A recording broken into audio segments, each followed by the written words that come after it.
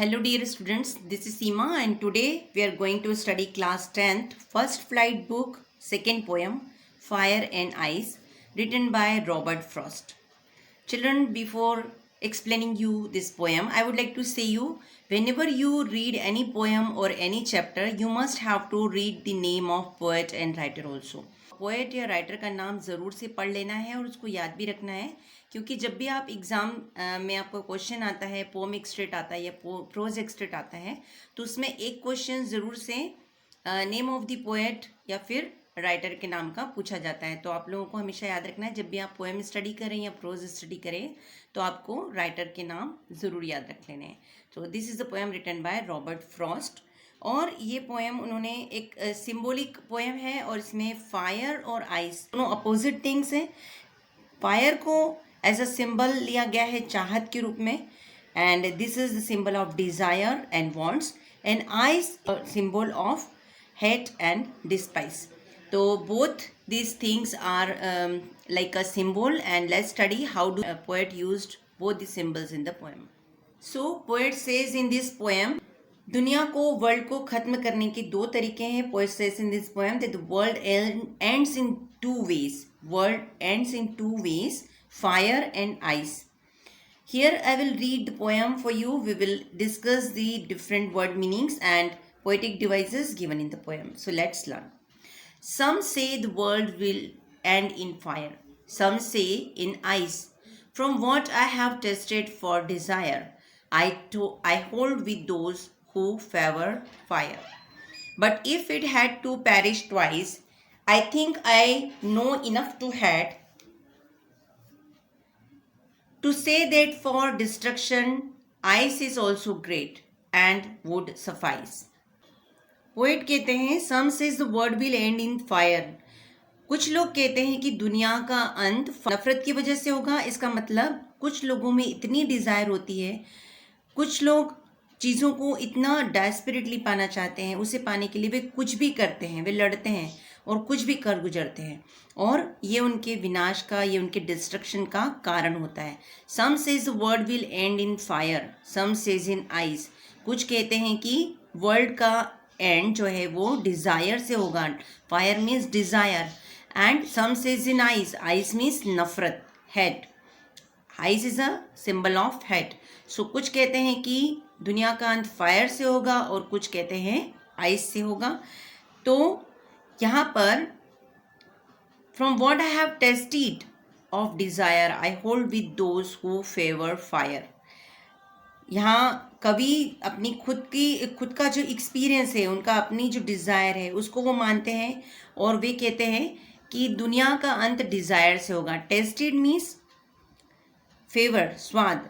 कवि का अपना जो एक्सपीरियंस है, कवि का अपना जो स्वाद है, उसको उन्होंने अनुभव किया है और उसके अनुसार वे कहते हैं कि दुनिया का अंत फायर से होगा, मतलब डिज़ायर से होगा. डिज़ायर मीन्स इच्छा.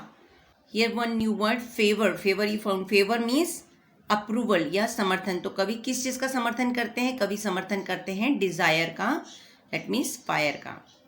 Let's see the next lines. But if it had to perish twice, I think I know enough of hate to say that for destruction ice it also great and would suffice.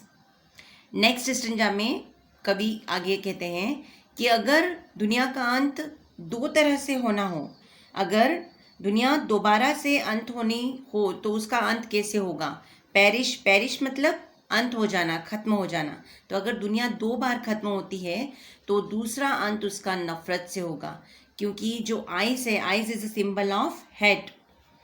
तो कवि कहते हैं कि जो हमारी desire है वो बहुत ज़्यादा स्ट्रांग होती है, लेकिन वो हमें मोटिवेट करती है ऐसे काम करने के लिए जो हमारे लिए डिस्ट्रक्शन का कारण बनते हैं. तो जो लोग फायर का फेवर करते हैं, मैं उनके साथ हूँ. फर्स्ट स्टेंजा में इस तरह बताते हैं, लेकिन सेकेंड स्टेंजा में कभी कहते हैं कि अगर दुनिया दो बार खत्म होती है तो वे कहते हैं कि मुझे नफ़रत के बारे में भी थोड़ा कुछ पता है. आइस मीन्स नफ़रत है. तो जो लोग नफ़रत करते हैं वे भी इस दुनिया के अंत का कारण हो सकते हैं.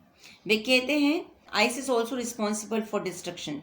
सफाइस मीन्स इसको फेवर करना, सफिशिएंट करना, या फिर सफिशिएंट होना किसी चीज़ के लिए. Ice is also sufficient for destruction of the world. नफरत जो है वो भी दुनिया के डिस्ट्रक्शन का कारण हो सकती है.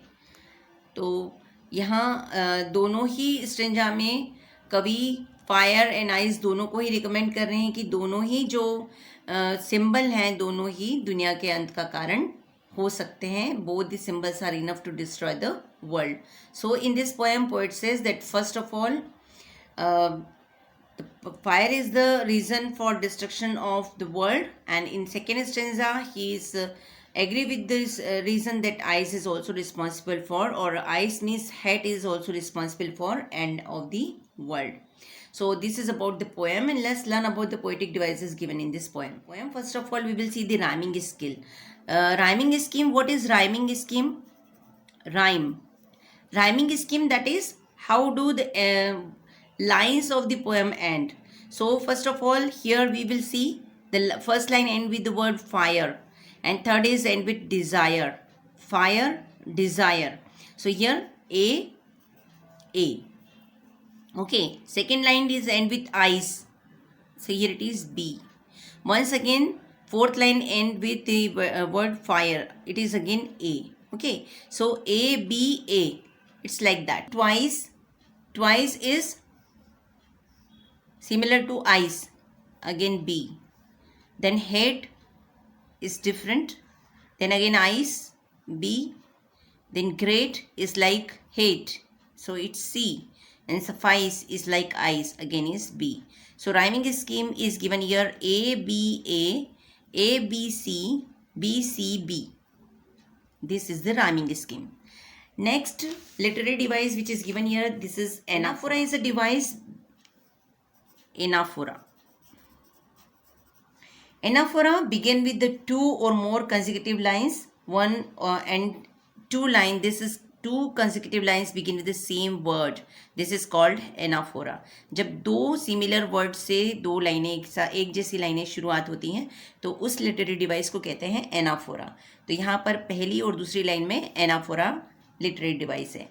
Third literary device that is given is enjambment. What is enjambment? Enjambment means when two and more lines runs without any punctuation marks. दो से ज़्यादा लाइनों के बीच में कोई पंक्चुएशन मार्क नहीं हो तब उसे इंजाबमेंट कहते हैं. जैसे कि लाइन यहाँ पर 7, 8 और 9 लाइन के बीच में, to say that for destruction ice is also great and would suffice. इन तीनों लाइनों के बीच में कोई भी पंक्चुएशन मार्क्स नहीं है. तो here we will find the literary device इंजाबमेंट.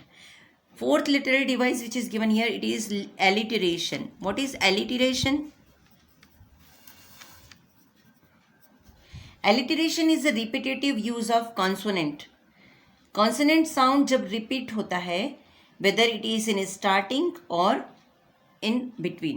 Here some say, s sound is prominent here, so it is alliteration. Some say. Okay. Another literary device is assonance. What is assonance? Assonance is repeated use of vowel sound. First line here, I sound is repeated, like the word will and in fire. Here in this lines I sound is prominent. I. Will, in, fire. In these three words I sound is I vowel is repeated. So in this line we have assonance. जब कोई vowel sound repeat होता है तो ये assonance होता है. ऐसे ही हमें फोर्थ लाइन में भी मिल रहा है जब हमें ओ वोवल साउंड जो है वो रिपीट हो रहा है. होल्ड, दोज, हु, फेवर, ये 4 वर्ड्स में ओ वोवल साउंड रिपीट हो रहा है. So here also we have assonance. Okay. One more literary device that is consonance. What is consonance? Consonance is a literary device when a consonant sound repeat, whether it is given in the beginning or in the middle or in the end.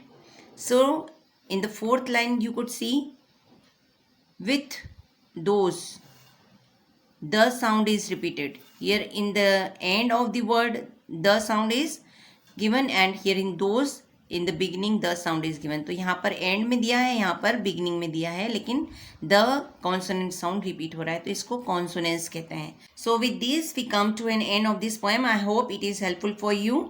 For any query you can write in below in comment section. Thank you.